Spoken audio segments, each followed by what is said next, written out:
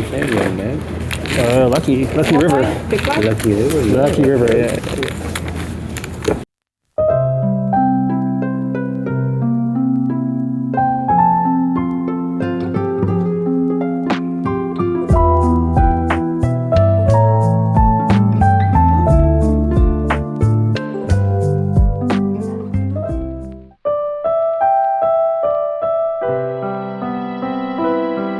This episode, once again I head to River Rock for a session of 1-3. For a while, they were really strict with enforcing the rule of no phones on the table at all, but I saw they had become more lenient and are now okay with having phones on the rail of the table. So I'm going to attempt to capture some table footage for this session, and let's see how that goes.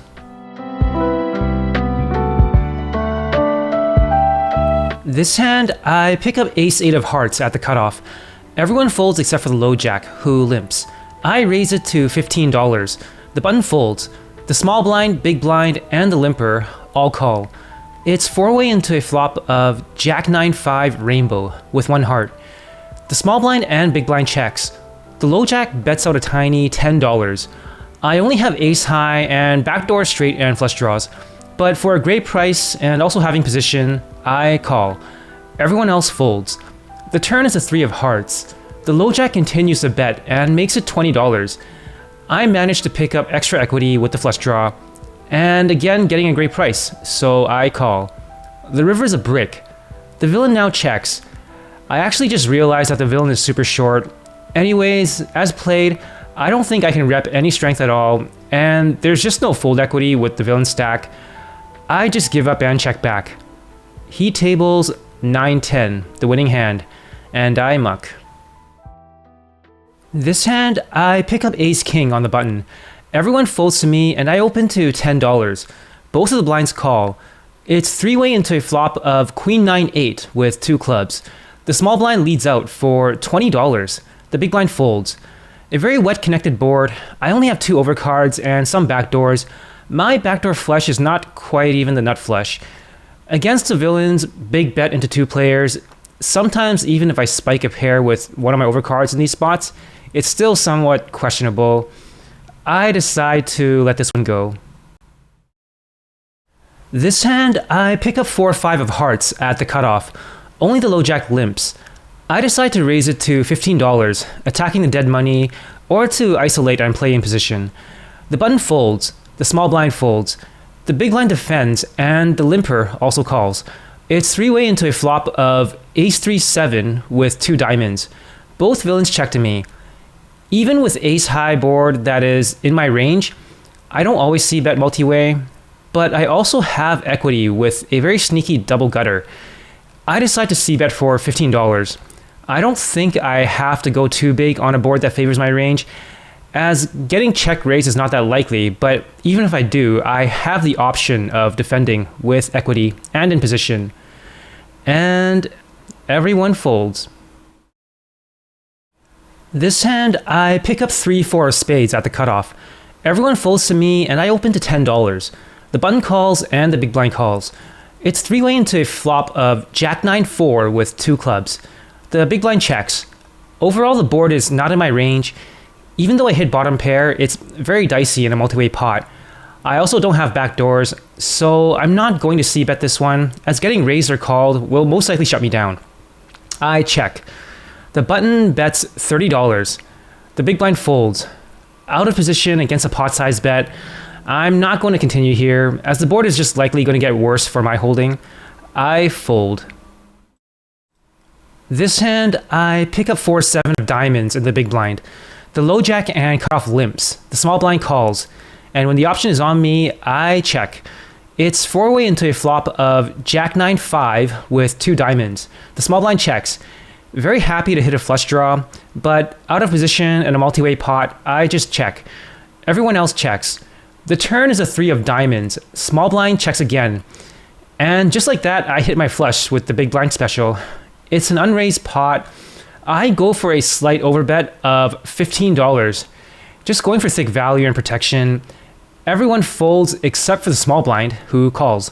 The river's a brick. The villain checks to me a 3rd time. With no bets or raises from previous streets, I'm thinking my flush is likely good here. He's either going to have Jack X or maybe Ace or King of Diamonds to call the turnover bet.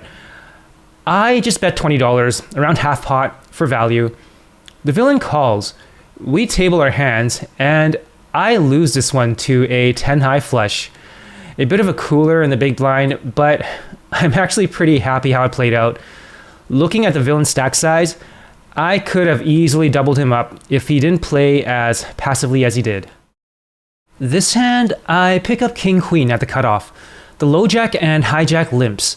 I raise it up to $15. Only the button and low jack calls. It's three-way into a flop of Ace 9-7 with 2 hearts. Low jack checks to me. Ace high flop is good for my range, and I also have the backdoor nut flush and nut straight. So overall not too bad, but don't want to see bet out of position multi-way. I check. The button checks back. The turn is a 10 of hearts. The low jack checks again. Just the perfect turn card. I pick up equity for all my backdoors. Low jack checking twice here most likely means he's given up. The button checking back the flop caps his hand. I go for a delayed c-bet of $20. This is mostly for value. I know it sounds a bit funny with just king high, but in this spot, even if I don't take it down now, a big bet on the river on most complete bricks will do the trick. A lot of cards will give me showdown value that will actually be good most of the time. I also do have the nut no pair, which I'm not really counting on to be good often if I get called here, but it's worth noting as it does beat a naked high card heart like maybe Jack Queen with the Queen of Hearts. The button calls, and the low jack folds. The river is the Queen of Hearts, and I hit the nut flush, making it even easier for me. So now I'm just thinking what my value bet sizing should be. With that river card, it means the villain could not have called with the Queen of Hearts. I'm holding the King of Hearts. With this board, it's actually quite difficult to extract more value. If he happens to have Jack of Hearts, I might get paid, but that scenario is just not too likely because he would have been drawing dead on the turn against King of Hearts and Queen of Hearts, both of which are heavily in my range. And even then, in these games, players can find folds sometimes with the Jack of Hearts against big bets. I go for a small bet of $25, just targeting hands with any showdown value, and sometimes players will just get curious to see my cards kind of deal. The villain calls. I table my hand to take this one down.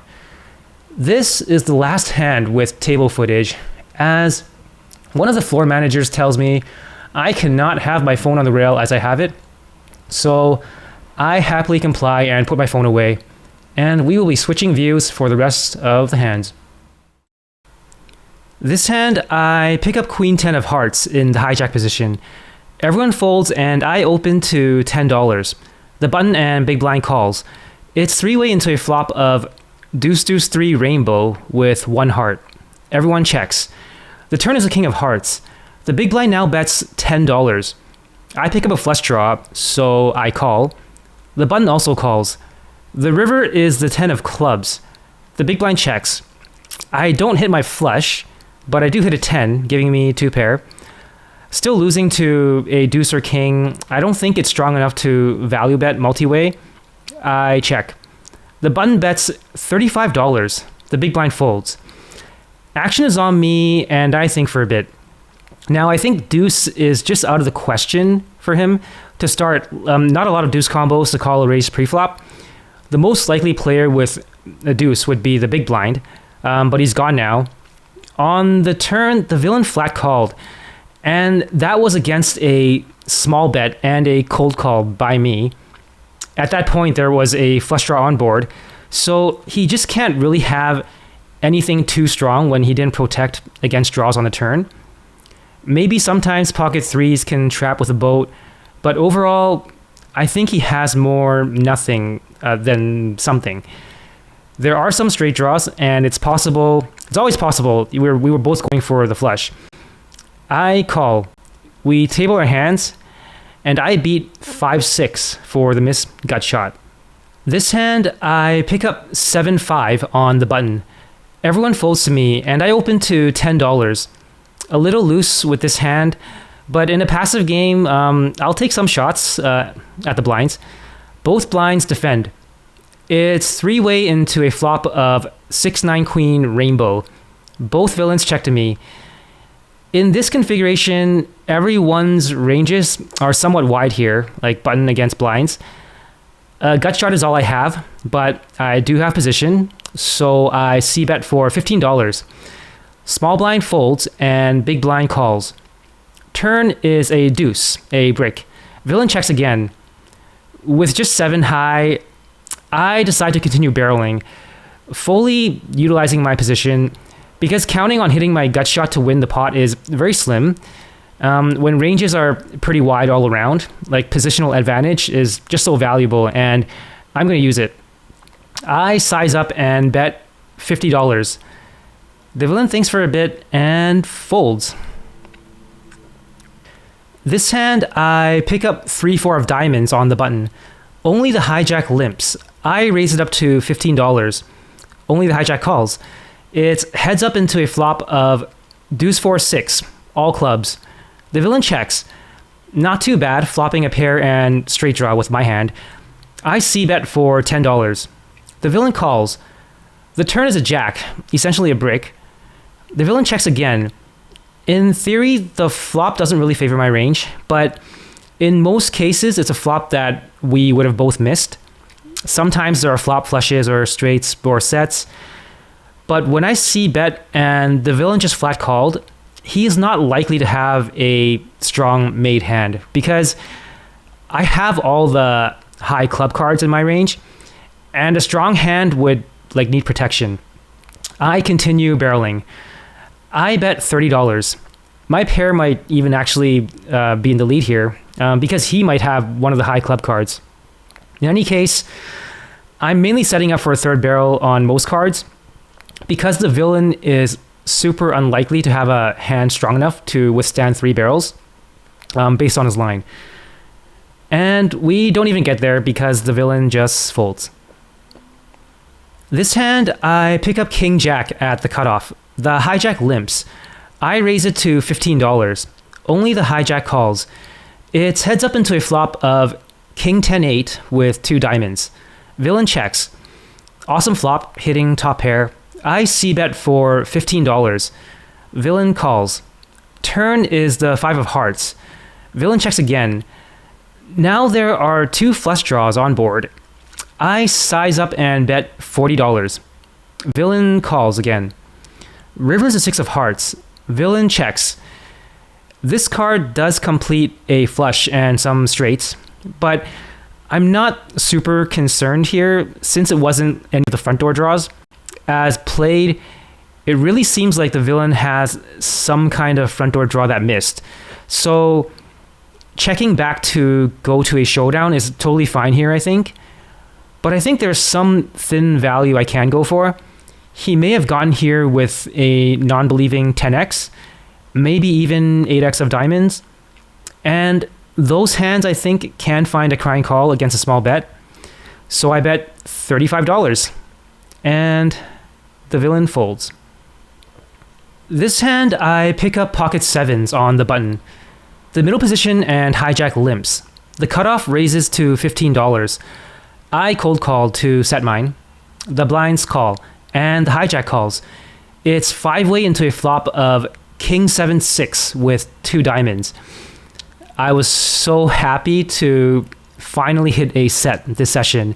I did have some pocket bears earlier, but didn't hit. Nothing really interesting happened, so nothing worthwhile to share. But here, I flop middle set in a multi-way, draw heavy board, in position, just, an awesome spot. Everyone checks to the cutoff, the pre-flop aggressor, who c-bets for $30. I raise it to $75. Not looking to slow play, just going for value from King X and draws, and looking to get stacks in by the end, on clean runouts.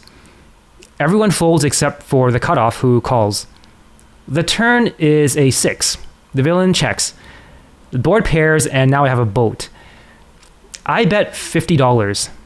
I size down here for a few reasons. I pretty much have the effect of nuts. Flush draws are drawing dead.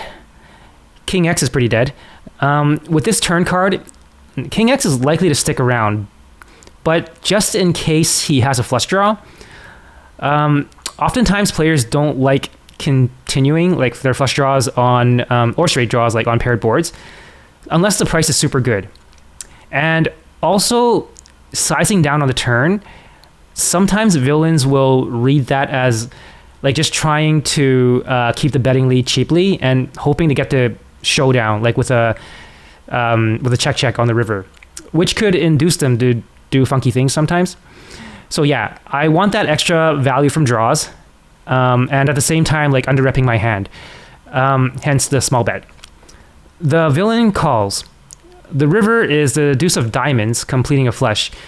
This could be an amazing card, or it could be a scare card that kills the action, so we shall find out. The villain bets out $200. So now I'm thinking it's an amazing card. Looks like he hit the flush, and not much more for me to do. I jam all in. I'm fully expecting him to snap call or call pretty quickly with just around $100 behind. The villain tanks for a little while, and then he finds a fold. So, like, very good pot for me, not complaining at all, but does make me wonder what he had.